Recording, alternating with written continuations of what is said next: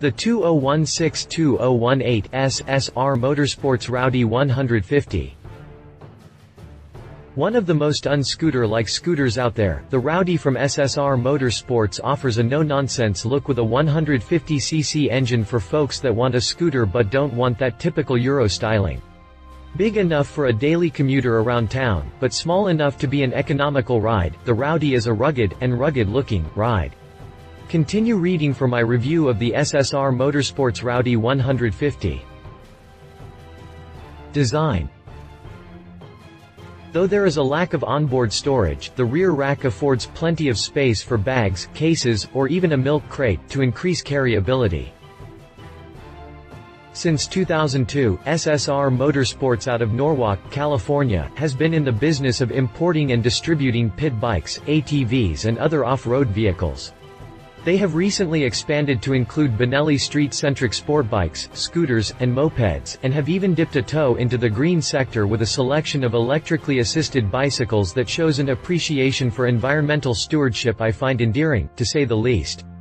The 2018 Rowdy 150 is among their street scooter lineup, and it is unlike most of the scooters out there that I can immediately bring to mind. When this ride was brought to my attention, my first thought was, wow, what a mean-looking scoot. I reckon if Rokon or Ural were to make a proper street scooter, this is very much what it would look like. External frame rails accentuate the utilitarian panache, and the locations of said rails look like they will offer some protection for the delicate innards in a low-speed accident.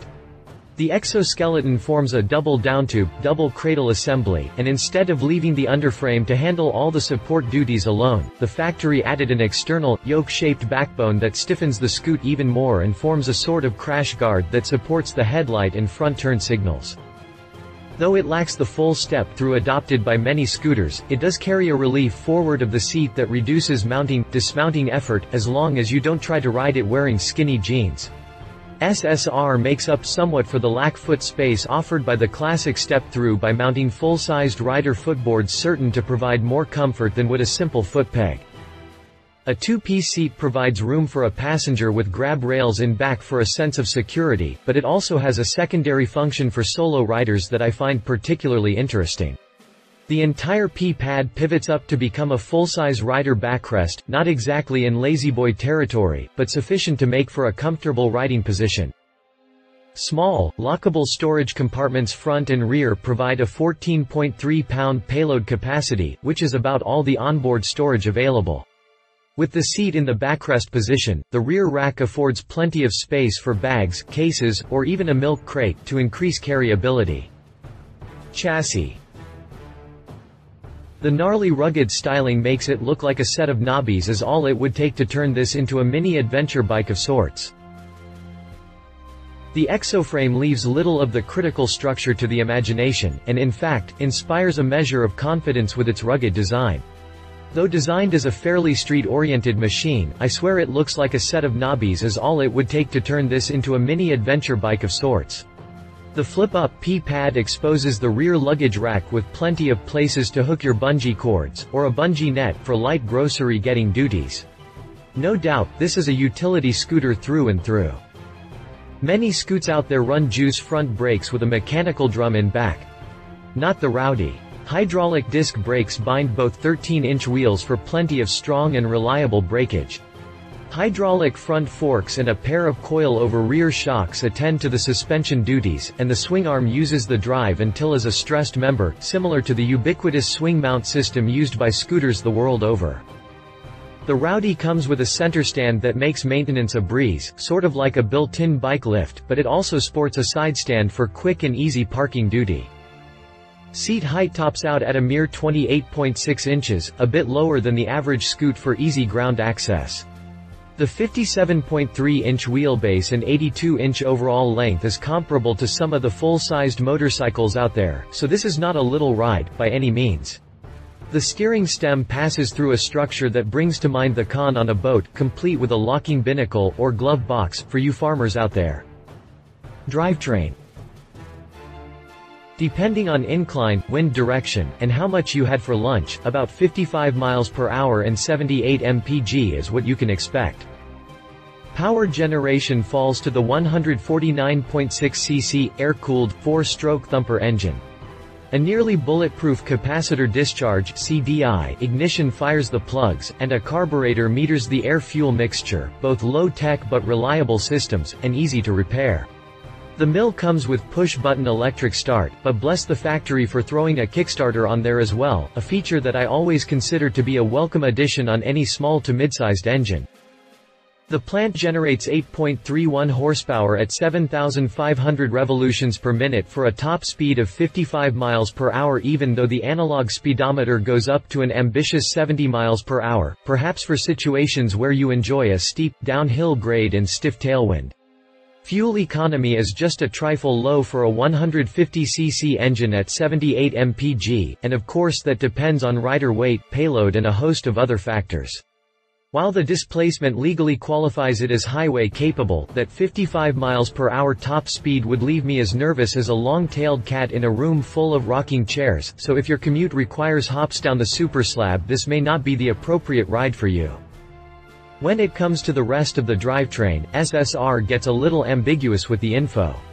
Usually, scooters run with a continuously variable CVT transmission, but CVTs typically are dry units, and the maintenance schedule clearly indicates that there is a wet gearbox in back. In spite of my much vaunted, in my own mind, at least, mechanical knowledge, I can't quite suss out what kind of machinery they have handling the gear reduction, so I guess it's kind of mysterious in that respect. You will have to buy it to find out what's in it. Price. MSRP is quite affordable at about $2,500, and the color palette was expanded a bit for this year. You can score yourself a Rowdy 150 for $2,549, same as last year, and it comes in a surprisingly broad palette of fetching colors to include glossy or matte black, silver, white, red and yellow. Really, no orange? It comes with a 1-year, limited factory warranty. Competitors. The Madog comes, some assembly required, which carries me back to my childhood when those words, and batteries not included, were the bane of my existence. When I look at the rugged, Mad Max style of the Rowdy, the Ruckus from Honda comes to mind. I'm not going with that though, because the Ruckus has only a 50cc engine. In trying to get something closer in cubes, I went instead with the PMZ 150-19 out of the Madog series from Ice Bear. While the Rowdy's visible skeleton mounts the various panels that enclose the body, the frame of the PMZ 150 almost forms the totality of the entire ride. Everything is left exposed to the world, which certainly provides easy access for maintenance and repairs. Inasmuch as the Rowdy diverges from the typical scooter mold, the PMZ takes it a few steps further with its remarkably low, 23.6-inch seat height, and it is a blast flying down the street with your butt that close to the ground. The PMZ doesn't come with as much in the way of storage opportunities, but the flat step-through should enable you to carry a few groceries or a book bag, at least. Same goes for the capacity to carry a passenger. The Rowdy is set up to take a friend with you, but the PMZ is clearly a one-butt bike. Both rides run with a 150cc, air-cooled mill, automatic transmission and front disc brakes, but the PMZ takes the typical route with a drum to bind the rear wheel. Given its light weight, this is certainly good enough. The 8.1 ponies from the PMZ is just a skosh under the Rowdy's 8.3, but at 49.7 max mph, the PMZ is even less capable of highway travel.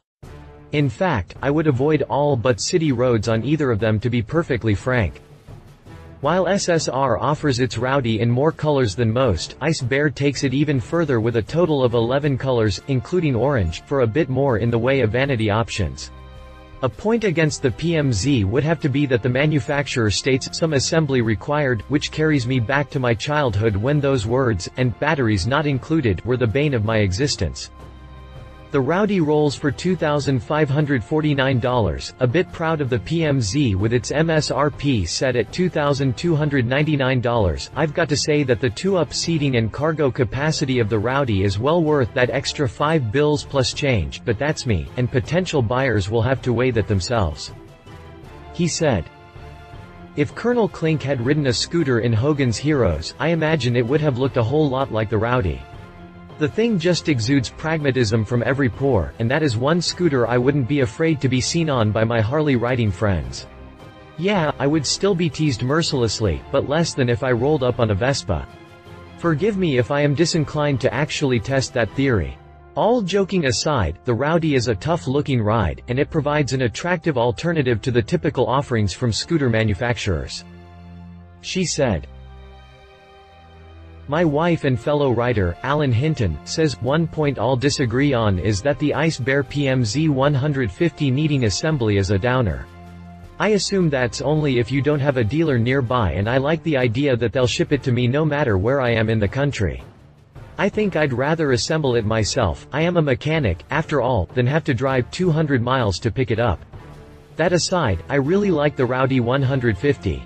I like the rugged, no-nonsense style, and I don't think anyone would call you a sissy for riding a scooter if you rode the Rowdy. If you like the look of the Ruckus, but wanted more than a 50cc engine, the Rowdy is your ticket. Specifications. References. See our review of the Honda Ruckus. If you liked this video, please share your thoughts in the comments below and don't forget to hit the subscribe button.